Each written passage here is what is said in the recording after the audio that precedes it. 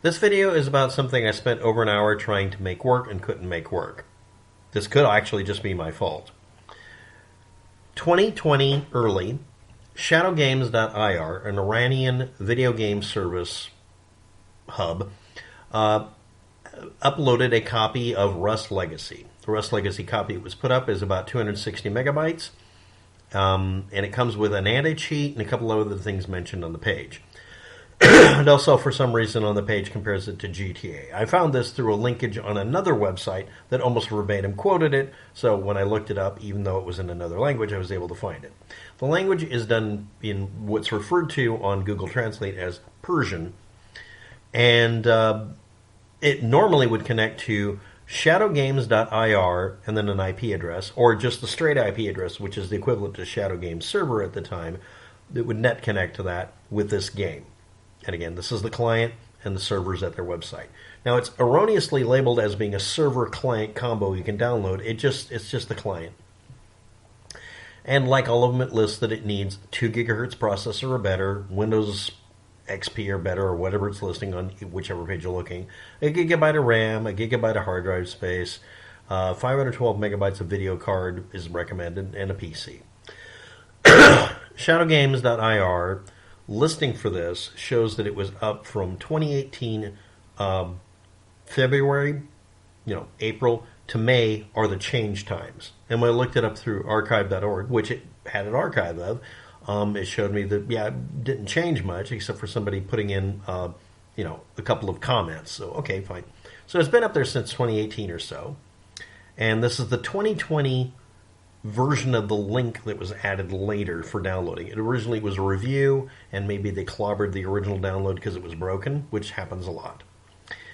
Now, this comes with rustbuster 2016 and or lumaemu 2016, or whatever.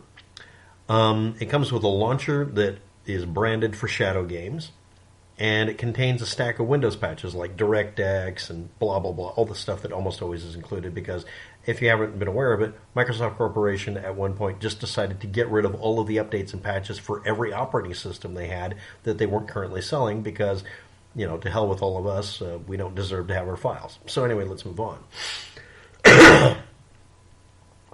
The download link is at dl1 wikishare.ir, Iranian, under a server subname called Linda. It's not the person uploaded. That's very likely the Unix name or Linux name for the server. It's a tradition in Unix and Linux for people to use human names for the servers to make them unique. Let's move on. And under that, it's under the directory structure Shadow Games, and then 2020, March 18th. It's ShadowGames-Rust-AntiCheat.exe, and then question mark with a string of characters saying either that's your temporary ID code for it, which it's been consistently the same one continually, because I found the same link on a backup copy from a couple of years ago. So it's the same link. So that's probably the decoder key or the you have permission to download this key, so I'll include it below. And this wikishare.ir has a download speed of 1/4 megabyte a second. So it takes many, many, many minutes to download. And I have an archive that ends in Pnzfq that shows a copy of this link being used. Recently, I just made an archive of it. So this Rust Legacy with anti-cheat is really just rustbuster, lumaemu, and some patch files, among other things. So what was this download consisting of? It's a TrustMeBro style executable download, which fights being extracted, not because it's from a company that makes some off-brand product that makes it hard to extract. It's from Microsoft using their standard self-extractor utility for Cabinet Self Extractor, using the cab file format, which is supposed to be fully open and not something difficult to extract. But of course, if you use anything smarter than just a basic make this a self-extractor using, built-in zip function in Windows, because you can do that. You can say make this into a self-extractor. Oh no, it will turn into an absolute screaming pain in the ass. It decides to use version 6 of Visual C or Visual C++ or something like that, or Visual Basic or something, a DLL overlay that somehow makes it turn from something that would be completely generic, like a zip file or any other compression format, into something that just dumps it as one folder with all the files in it when you extract it. Because nothing will extract it. Again, this is a common thing that everybody uses for installers, but it fights being extracted so badly I couldn't force extract it. This is more of a complaint about Microsoft Corporation and stuff. Somebody may have innocently tried to pack this up and just use the utilities they had, which might have been Visual Basic or Visual C, and it turned it into a cast iron pain in the ass. So how you extract is you type out the executable, meaning you run the damn program, TrustMeBro installer, and then follow it by space/extract space, and then a name of a folder to extract it to. And even when I used utilities that were supposed to do so, like extract, there's a program called extract that comes with some copies of Windows. I happen to have a copy of it. Didn't work. It just copied it. It didn't extract the damn thing. The company I couldn't get past for a TrustMeBro installer that I can rip open. I've ripped open things that are designed to make it impossible to open. I've only had one failure, honestly. It just took a long time for me to get rid of one of the other failures, but I had one recently. This is now a second one. Well, okay, I ran the damn executable after scanning it to make sure it wasn't a virus and running it through a deep scanner on the net by downloading a deep scanner that did not do a TrustMeBro install. And it said at least it couldn't find anything. Okay, so I ran it in extract mode only, and it did a pure extract like it's supposed to. And then I checked my computer to make sure everything was okay, and still not really sure. And in it, again, everything was dumped into one big folder with no directory structure because the scripting for it was some other damn thing that the person wrote for probably good reason. If you're not aware of it, some languages, like Go Read, quote, Persian, the character set it's very different from what a person would write a program for at Microsoft Corporation. So they may have had to alter the damn thing so severely to get it to extract correctly and put up correct dialogue so someone could read it in some Arab country that it just made it impossible to make it easily extracted. Anyway, after I extracted all of it, I had to then move all the files to the correct directory. Good thing I've done this a couple of damn times. This was a pain in the ass. But because it included a live floaty copy of not just rustbuster and lumaemu, it also included the installers for it. So I had duplicate files for each of them, and I had to make sure they were really binary duplicates of each other before I moved any of them around. I put everything around in a standard Rust 2015 format because this is a generic copy of Rust 2015. It didn't mention that.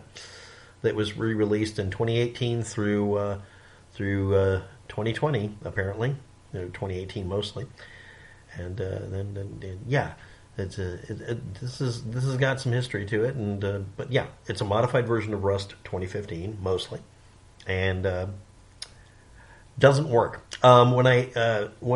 If I run the thing as a standard installer, it will install this thing. Again, Rust Legacy is a floating portable app style video game. If you run the installer to make registry changes, it'll assume you're running Steam in the background. It'll go out and start changing settings.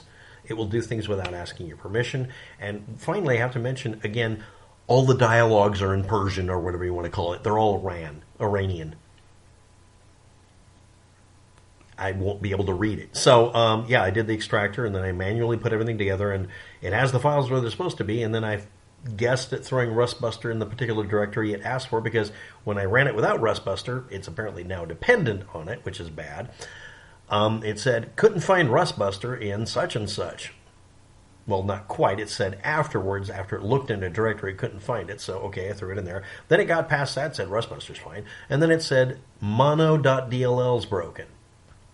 If you're not aware of it, the original Rust Legacy, if you download it, actually the original, did not include a bunch of directories mentioning the mono utilities that come with it that are built in.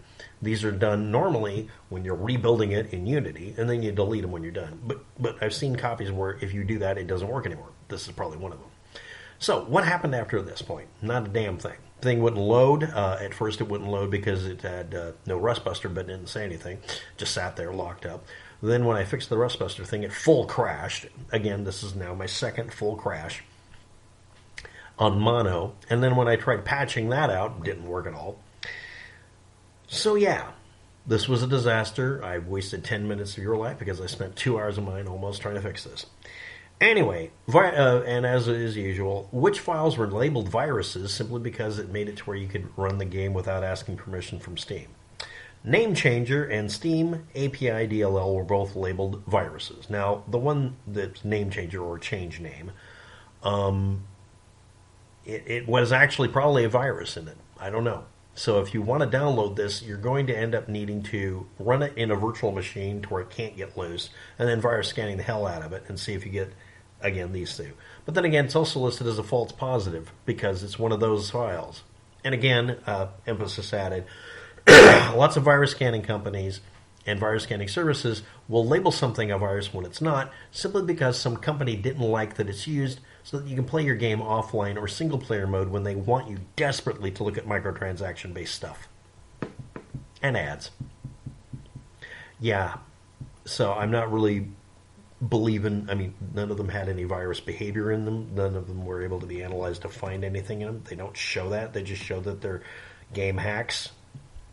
Game hacks are not viruses, you fuck nuts. Anyway, so what's the conclusion of this? I got nothing.